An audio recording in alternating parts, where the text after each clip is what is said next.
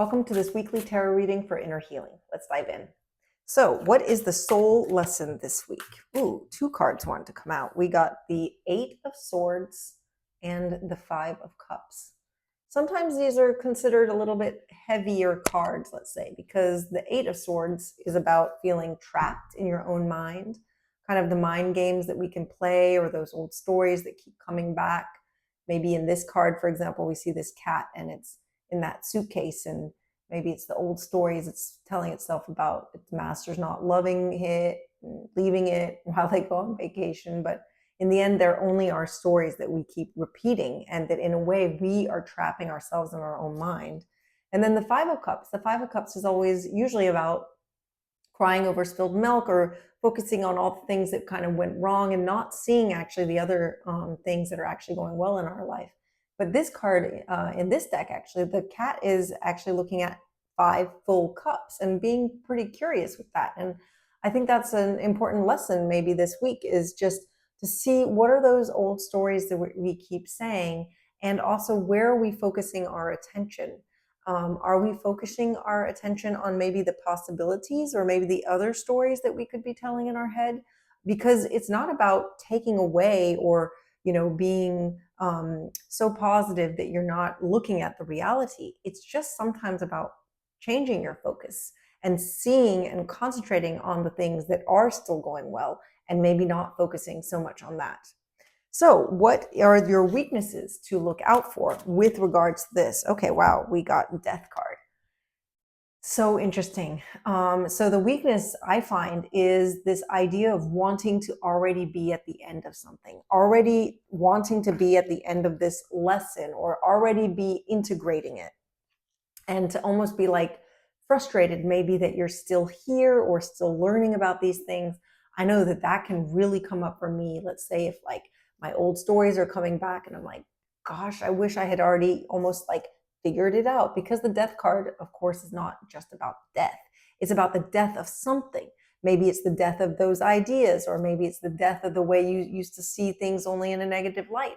And of course, we want to be there because death always promises a new chapter afterwards. It's like we want to have finished it. But so I think the weakness is trying to maybe expedite or make this process or this healing or this lesson that we're learning this week go faster than it should, and to already want to be at the end and at the integration part.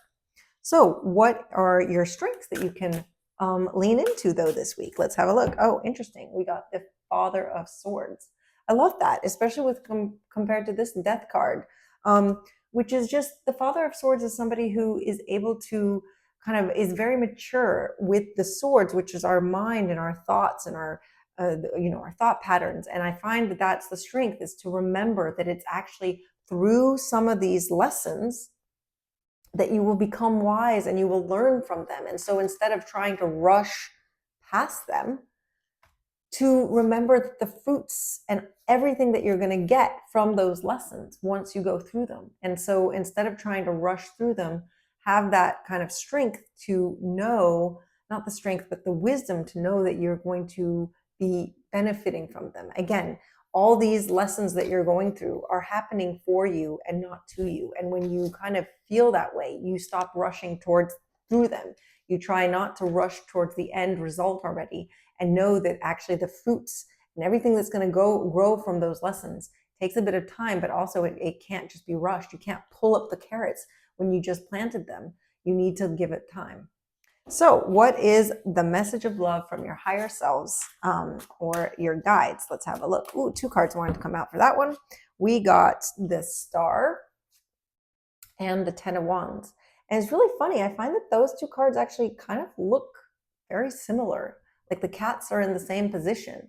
And the Star is all about hope and renewal and feeling that kind of like purpose and finally feeling hope again, let's say. And it's funny because you have this Ten of Wands, and the Ten of Wands is a card that warns a little bit of burnout or caring too much.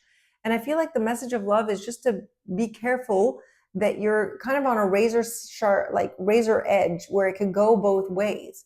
And in a way, it's about maybe giving yourself space and maybe taking some things off your plate so that you can integrate those lessons You know, sometimes when we're going through maybe harder things or things where we're needing to kind of like go through these moments, sometimes actually if you have too much on your plate, it can kind of hinder that. And maybe it's about making sure that you have a little bit more time.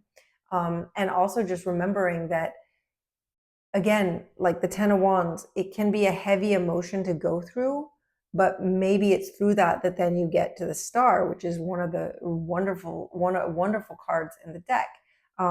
Again, just about hope and trusting and being back in that moment. And so I think it's really about trusting that the hard parts that you might be going through this week actually can bring you fruition and also a lot of hope and trust and renewal if you will let it. So on that, I'm wishing you lots of love and lots of laughter as always, and I'll see you next week. Thanks so much for watching.